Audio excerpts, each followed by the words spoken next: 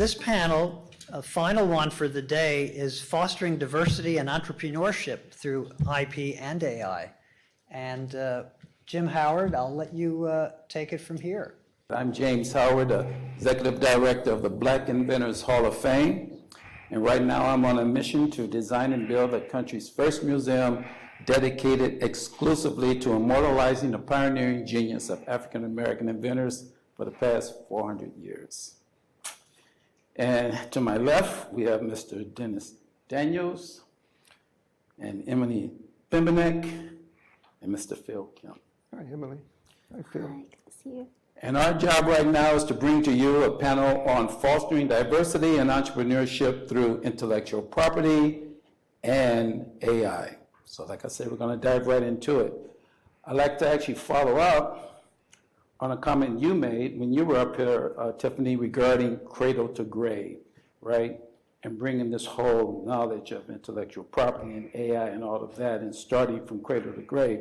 So I'm going to throw my first question towards you, Mr. Kim, and that is, explain to the audience your K-12 initiative and its relevance to the topic.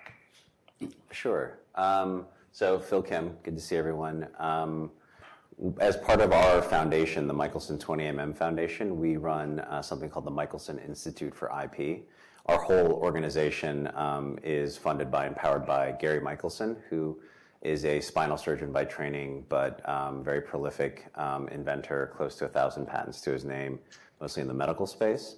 And so kind of continuing on his legacy and passing on that passion to the next generation of innovators and inventors, we started the Michelson Institute for IP almost 10 years ago, actually, creating free resources, first a textbook, but then other curriculum and other teaching resources for students, primarily in the community college space to start with. And there's always been an equity lens to our work and diversity lens. And so we've often gone after two-year colleges, minority-serving institutions, and most recently HBCUs.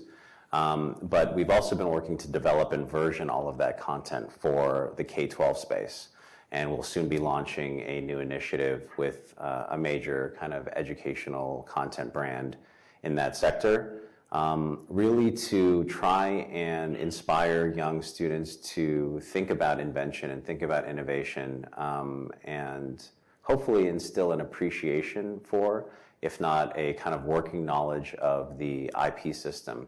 And we focus not just on patents, but also patents, copyrights, trademarks, and trade secrets, and have built kind of IP-related blocks into courses that range from chemical engineering to music composition to entrepreneurship, of course, and really a wide range, and making sure that we're deploying kind of those IP nuggets of understanding and knowledge and meeting students where they are, where they're passionate, or what they're pursuing in each of those areas. But it's really been important for us to go into the K-12 space and join a lot of other great efforts from the USPTO, Lemelson Foundation, and many others. And hopefully we start to think about kind of the critical points of IP education, not necessarily even at the lifelong learner stage, but much, much earlier when students are getting inspired and thinking about career discovery and other things like that. Excellent, excellent. This next question is for you, Emily.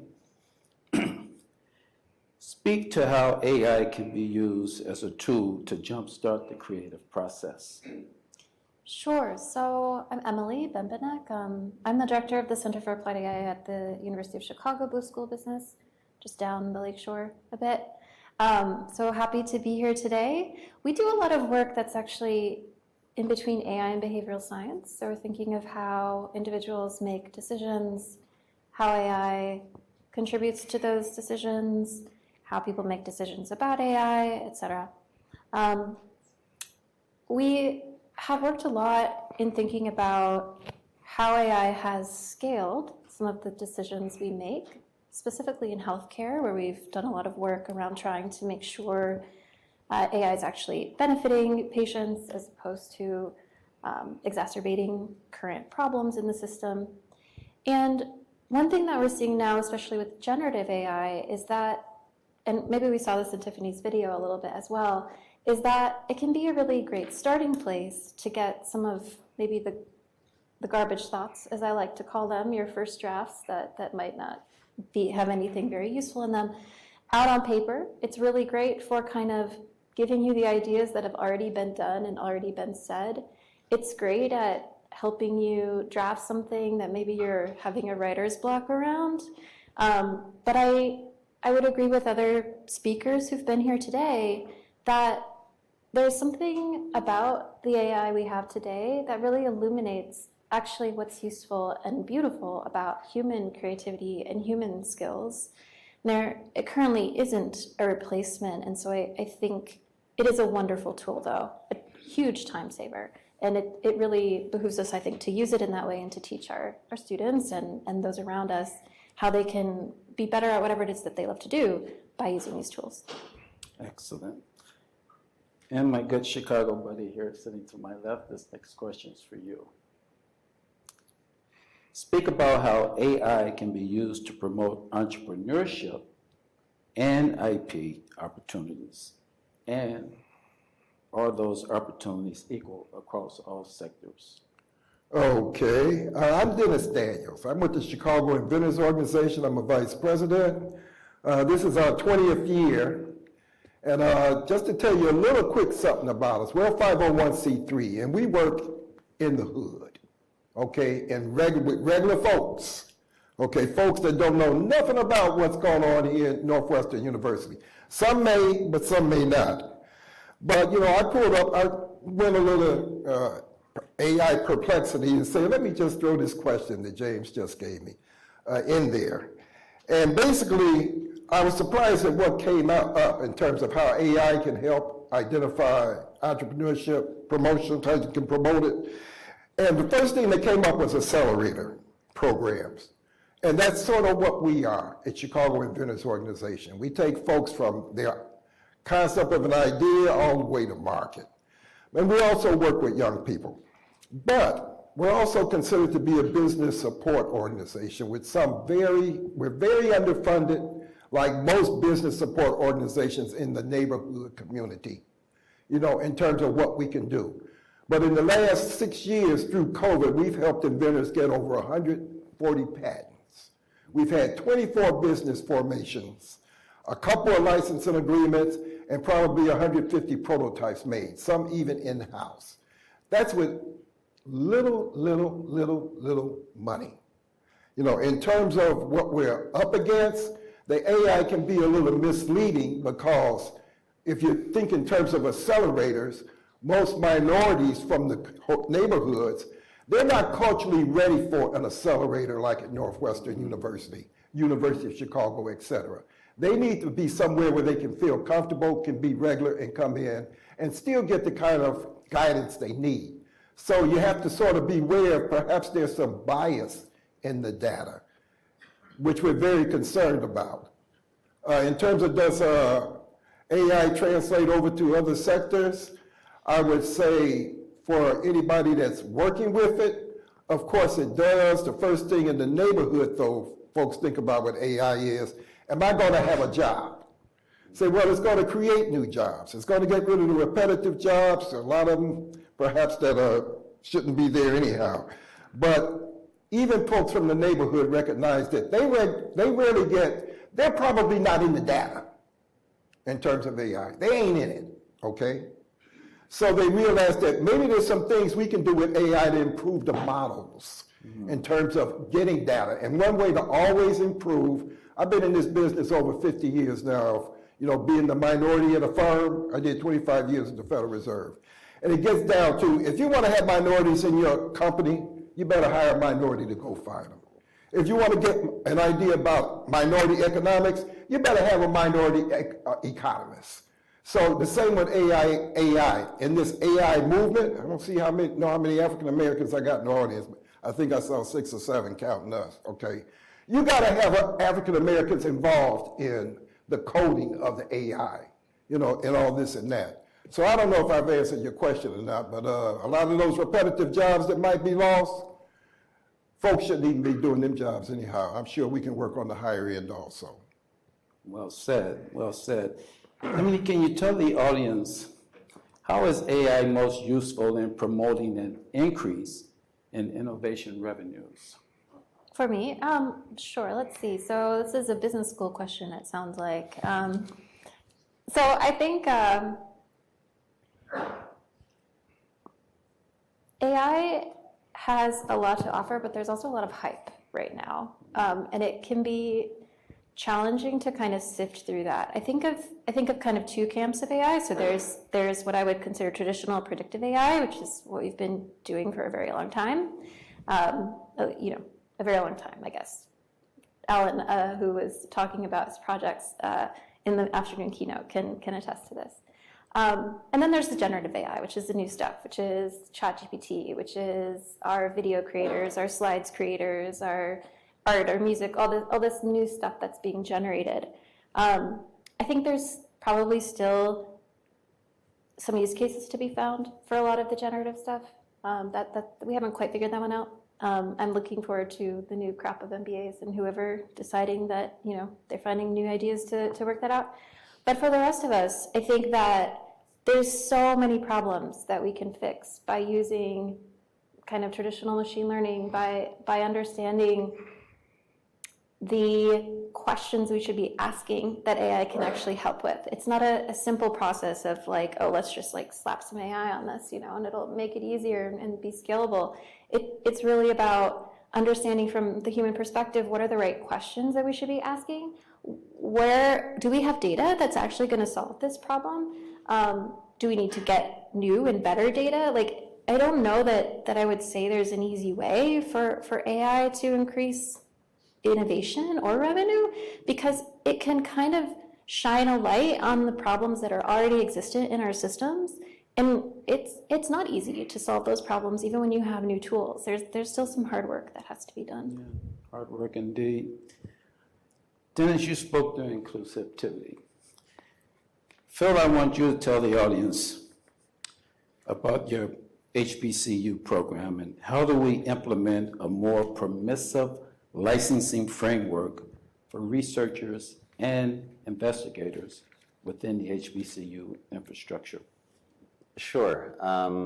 So a few years ago now, 3 years, we kind of kicked off a pilot with 7 HBCU campuses, including Morehouse, Tuskegee, Xavier, and a few others, recognizing that there is a huge inventorship gap in this country. If you look at the patent filings and output from a UC Berkeley, it's in the tens of thousands of patents filed. Among all of the HBCUs collectively, there's been 400 filed over the last 40 years. And it's not because there's a lack of innovation on those campuses. The historic roots of the creation of those institutions and some of their policies today in their technology transfer offices are not optimized, certainly. And so part of what we're doing now is starting to look at, well, what are some of those common threads that we see on those campuses in terms of IP and tech transfer policies?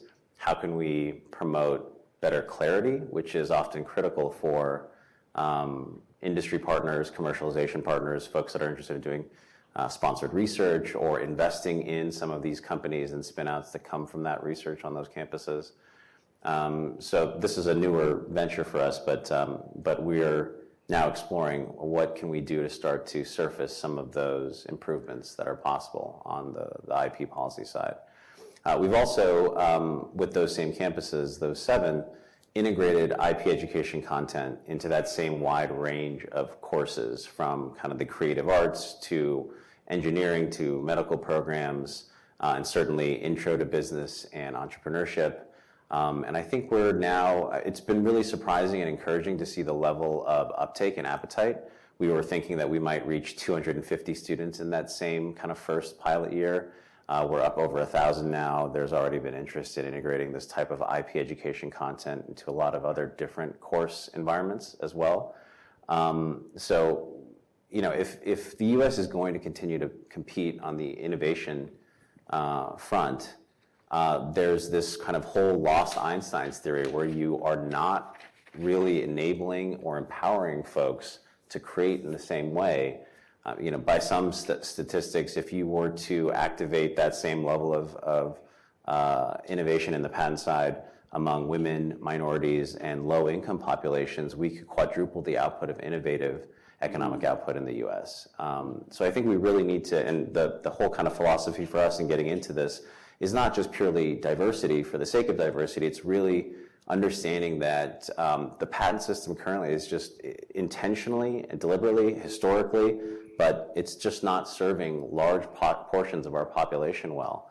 And we really need to address that more directly. And that's sort of the spirit of the work that we're doing with those HBCUs, and of course working with those long-standing organizations like UNCF and other players that also have a entrepreneurship and kind of investment strategy there as well. The other hat that I wear is as managing director of our early stage venture strategy.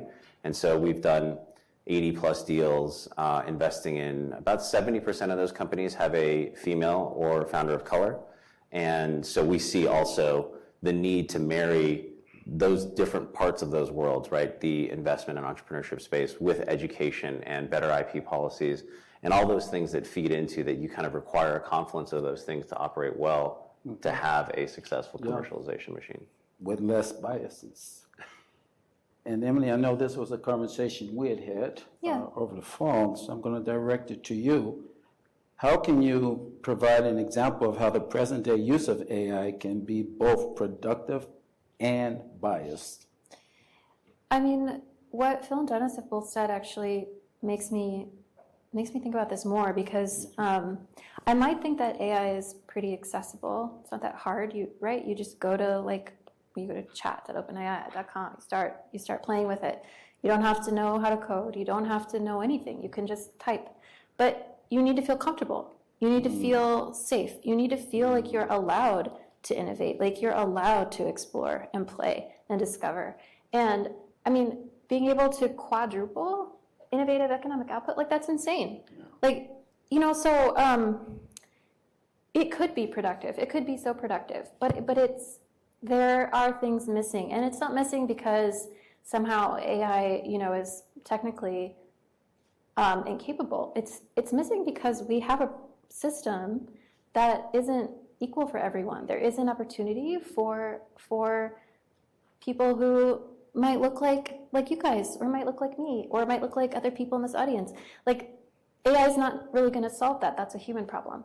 And I think we are continually having to balance the productivity and the equality. Excellent point, excellent insight. Dennis, you want to tell us, why do you think some companies actually are slow to hop on the AI bandwagon? Vested interests is the problem we have with corporations. I spent 25 years in one and 4 years in an academic institution, which was my alma mater, University of Illinois, Chicago. But vested interests, with the people we work with that are so-called marginalized, first of all, there's several divides.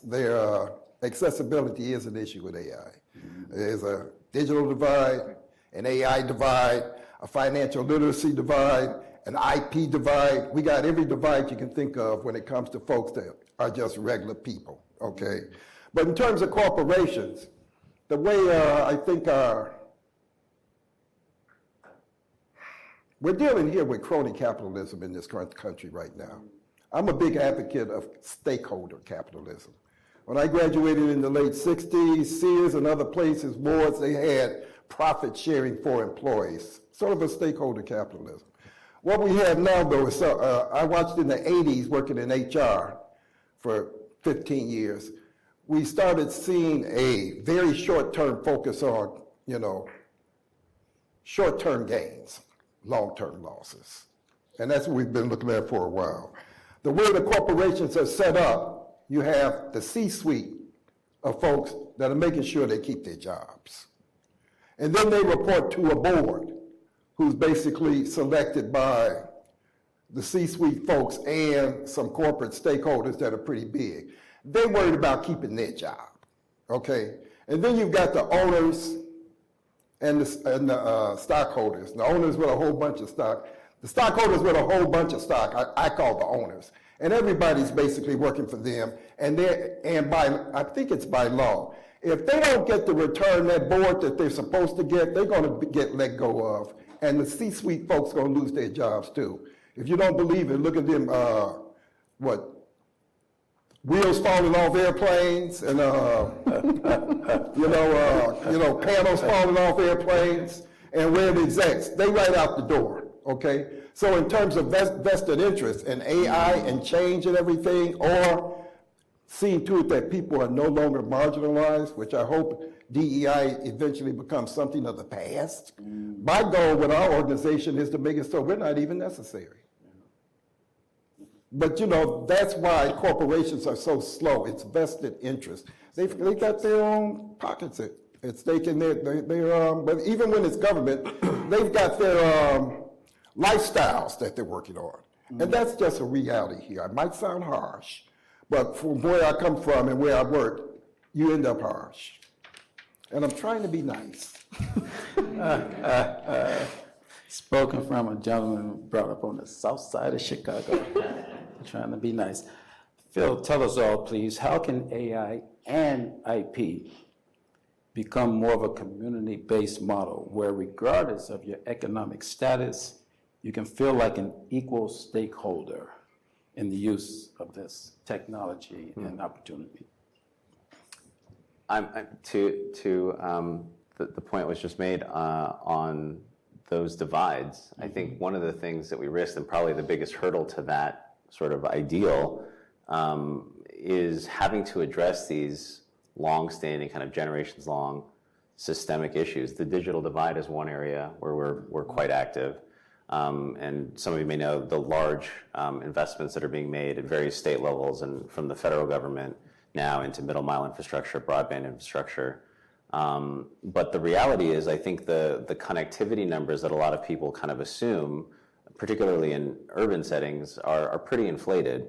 And we were sitting in South LA a few months ago for a convening on broadband access. And the statistic in that surrounding area is that only 40% of the homes or businesses were actually connected. And we're talking about the heart of Los Angeles. And it's hard to imagine, but between what the ISPs, the internet service providers, do in terms of over-reporting connectivity, and just public awareness around how disconnected so many people in these urban settings are, we need to address some of those things. Otherwise, we're going to see, I think, a world where AI ends up exacerbating that gap between those folks at the top and those that are not being well served by this system. And it's only going to accelerate. Certainly as productivity and companies and innovators harness the power of AI to continue to build at a faster rate, those that are, forget being proficient with AI, but not even connected to have basic things like telework or remote education or participation in our democracy, like all of those things are going to only widen the gap unless we start recognizing that there are a lot of things, foundational things, that are necessary for populations to embrace and thrive with the use of AI. Excellent. Taking the measures to make sure that we keep this from happening. Excellent point. Well, Dennis, we're going to give you the last word on this subject, and I want to ask you, what lessons have we learned from the past, from embracing another transformative technology, the World Wide Web and the internet? What lessons have we learned from the past, and how can those lessons help us to better use AI? Well, let me give you one little tidbit just to make it real for you folks before I get started on that one. My business partner, the gentleman sitting there with a burgundy sport coat on, raise your hand, Calvin. He's the president. He started this here. He's an inventor. I ain't. He was driving past it on the south side, in the neighborhood, and he had to turn around and go back and look at this currency exchange. They are selling prepaid internet service. In other words, you can come in there and pay and get on their computer and get online and then go on about your business with whatever you're doing. You can't get it at home. Can't get it necessarily at the library, may not have a library card, might be homeless, etc. So that's not a far extreme, that's right here in Chicago. Okay, if it's on the south side, west side, I guarantee you it's on the north side too. In terms of what we've learned, I go back to looking at AI can make things just so much more efficient in terms of just how we get things done. When I was in school, James, and I'm a little older than you are, okay? I remember having 4 a deck years, of, 6 months, 3 days, yeah. I think it might be a little bit more than that. I guess you checked me out. I remember having a deck of index cards, and you go to the library and you look at a bunch of books and you start writing. And you start writing and you number them cards, okay? And then when you go home, you got your outline put together, and then you sort of start paraphrasing off the cards, and you write your term paper, your thesis, and your dissertation on a manual typewriter with a little round eraser, and you try not to put a hole in the paper when you make a mistake. Now that's no pass fail in college, you know, nothing like that. You look up and you're out. But what have we learned? Well, the Wright brothers, so-called Wright brothers, who I don't know who else besides Leonardo da Vinci, when he started with an airplane, look at airplane flight travel today, how far we've come. Okay, just an airplane. Model T Ford, look how far we've come. We've built cities up based upon highways, suburban. What have we learned? We've learned that in America here, supposedly we can all overcome anything. You know, you always hear the phrase, this is America. We can do anything with new technologies. This is America. But in terms of the marginalization where I come from, is this America? Is there one America or two Americas? The ones we work in, there's two. 20 miles from here. It's very, very different. Probably 250,000 people easy. So what have we learned? I think we're learning that with AI, we can make this a better place for us to all live. Just imagine a world 50 years from now where there's no IP divide, no digital divide, no financial literacy divide, no divide, period, of 50 years from now. 50 years ago, I had my kids. Since then, I've had my grandkids, and I've got great-grandkids, one of 18 years old. And they're still dealing with the same nonsense that I dealt with as a college student in the 60s. In fact, it might even be worse. Now, my prayer is that 50 years from now, with AI and our changes and humanity,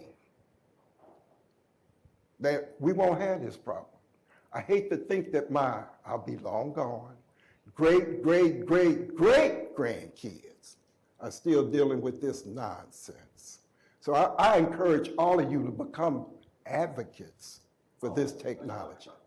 Advocates that this is America, this is the planet Earth, where everybody's able to be somebody and feel good about it. And we don't have all these divisions. When this country first started, you know, you had immigrants, this and that and that. I remember neighborhoods where the Poles were fighting Italians and the Italians were fighting Irish. And if we were around, it was all fighting us. Okay? It should be we're just all Americans. We are just all Americans. That's right. We are just all on this planet. There is no marginalized people. And we say, well, people who end up at the University of nothing, ain't nothing wrong with the University of nothing, James, I'll go. You know, we're all sitting around just fishing and taking it easy with the AI doing it. I can live with that if we all equal doing it. It don't have to be way, just as long as we're not here and down here. We can all be sort of like in there floating around. And with that, James, I'm gonna keep quiet. I'm done. Hey, that was a drop the mic moment there, Dennis, for sure. And I appreciate your willingness and everyone else's willingness here to share your knowledge and experience with me on this topic. And on that note, we're going to see if we have any questions and turn the mic now to the audience. So, any questions from the audience? Right here. Dennis, it's kind of where you were talking about how the AI outputs for like go to accelerator isn't necessarily appropriate for the community you're helping. With that in mind, do you think that there is a need for, at least at this stage in AI, to have the outputs kind of targeted based on the inputs that you're telling yourself, or you're telling it that you're a certain gender, a certain race, a certain socioeconomic background? Or do you think there's a danger in doing that? That it can turn around and kind of perpetuate the discrimination that's been in existence? At feel like, this, at this stage, I don't think there's any danger in doing that, in that, I don't know if you're referring to race or class or whatever. We have everybody in our organization. We're not Chicago Black Inventors, we're Chicago Inventors organization. What we understand, though, is the culture of the marginalized community, that folks who have never experienced being marginalized, okay, don't have. It's a cultural thing. As Denzel says, with most black folks, you could direct anything. Italian could direct a black movie, but a black person knows what hair smells like on Saturday night or Sunday morning when it's getting burnt. Y'all probably don't know about that. Some of you do. Anybody know what that means? When you put that hot iron on that head to get that hair straight, you're on your way to church. Amen. Amen. Or the club. Okay, Saturday night you might be on your way to the club. Other folks don't know what that smell like. We know, we walk right in that house, we know what that smell like. But I'm saying culturally, we understand what these folks need and how to get them where they need to go. Or we can all learn how to do it. We have that ability. But how do you teach the AI? We're talking in a world of the AI is supposed to make us more productive. And if it's not targeted to a community, it can miss certain things and not be as helpful as it is. But at the same time, it can certainly be used because the people who are creating the systems don't represent these communities. Well, to me, when we're talking about AI, we're talking about availability and affordability. And that's the problem we got now. With AI, just like the internet, it allowed us, minorities, marginalized people, to have access to markets. We don't necessarily still have access to expertise, which our organization tries to bring in experts to talk to folks. We don't necessarily have access to finance. But with AI, there's a possibility that we can figure out ways to do that. Access to markets, better access to markets. You know, like e-commerce. You don't have a lot of money, you set up an e-commerce site. That's what we do with our folks. Customer service is always a problem. They're gonna be on the phone with artificial intelligence. Hey, if y'all all know you call up, you think you're talking to a person, but you really talking to a robot. Oh, yeah. If somebody with a small business can afford to have that happening, they can start scaling. You know, if they can have, what's that, text to video, like Miss Tiffany in Norwood. I got a relative with your exact name. I was scared you was her. We're cousins. Tiffany Norwood. But anyhow, text to video, oh my goodness. Now you can get videos made without a whole bunch of money. You need some money now to get a really good video made. You may not need a whole lot of money, but for us, marginalized folks, $5,000 is a lot of money. Now, Tiffany, I see you have a question, but before you ask your question, I want to double down on your question, and it relates to something Tiffany has already shared with all of us, the human element, right? So I've already invested in your concept of the AI being a human-derived intelligence, and my answer to you is that it will take a better human, right, acting out AI to assure that it is not used for those types of purposes of dividing us more than bringing us together.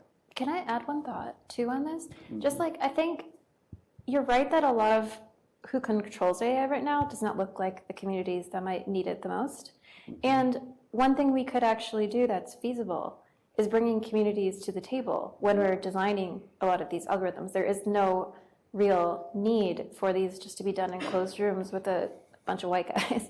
No offense to any white guys in the room, but that needs to happen. That needs to be part of it. And yeah, that's not good for the bottom line, but maybe that's why we need other actors involved. Maybe that's what we need some regulators and other parts of the government involved for, because we do need more representation. I think the other important point, and I think, Dennis, you might have touched on this, is that those of us using these systems are contributing data to these systems. We're contributing our perspectives and our information to them.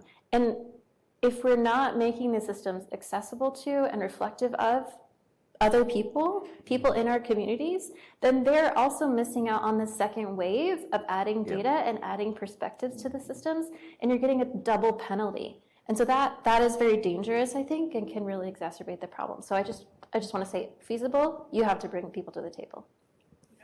And actually, my statement in question was around, it's almost, handoff, relay race, an extension of what was just discussed. And it goes back to the underlying technology, the large language models, the human trainers, the machine learning, which Emily was touching on, and encouraging more, like to what extent are you all as community organizations, for example, using money and encouraging people to become human trainers? Because to become a human trainer, you don't need even a high school degree for. It sounds very technical, but it's like a prompt. How would you as the human respond to it? A prompt. How would you as a human respond to it? And then also using, so a lot of these platforms have free versions as well as paid versions, but the paid versions aren't that expensive. They're like a few dollars a month. So, right now when we're looking at the question of entrepreneurship through IP and AI, like if I was a community organization, I had 100 members, I would, buy them 100 monthly memberships to these things, or have them get accounts on the Facebook, the Meta one, the Google one, the ChatGPT, and start interacting with it to train it, versus trying to convince these tech bros for a seat at the table. You don't need to do that. If we instead try to get jobs as human trainers and or through usage be training the model en masse, then that's going to be a faster path, just like it was a faster path for me to learn myself and to just start my own companies. It was actually probably easier for me to start my own companies than to try to convince Silicon Valley to hire me, right? And I also asked that, like, what's the programming like and the focus? Because if we sort of drop back to something like Wikipedia, right? And the majority, Wikipedia is effectively has human trainers in the form of these editors. A lot of people don't get behind that and understand how that all works.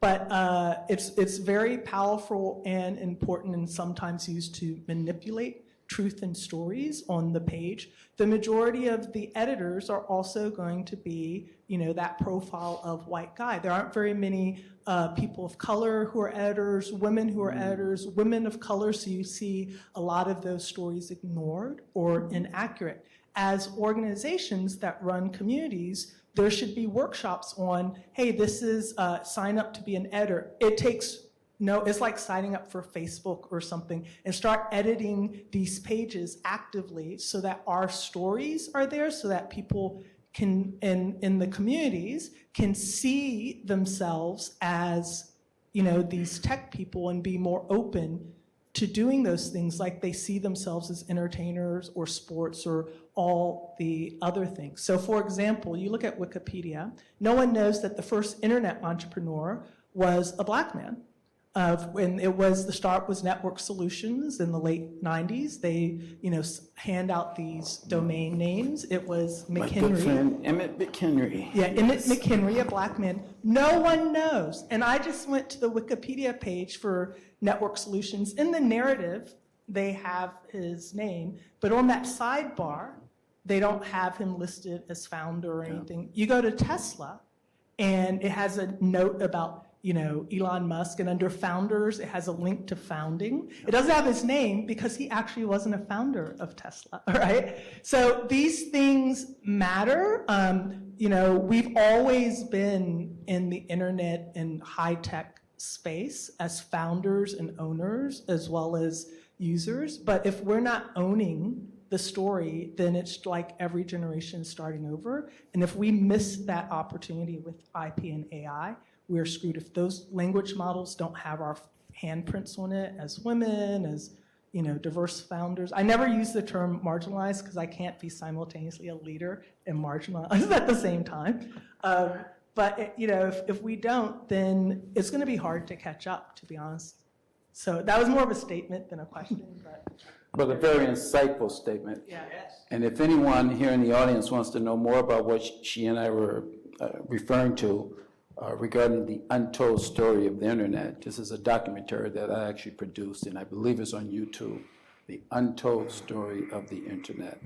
And you'll learn more about what Tiffany is referring to. Great, Jim. We're at panel. Great job. We're out of time, though. So I thank you very much.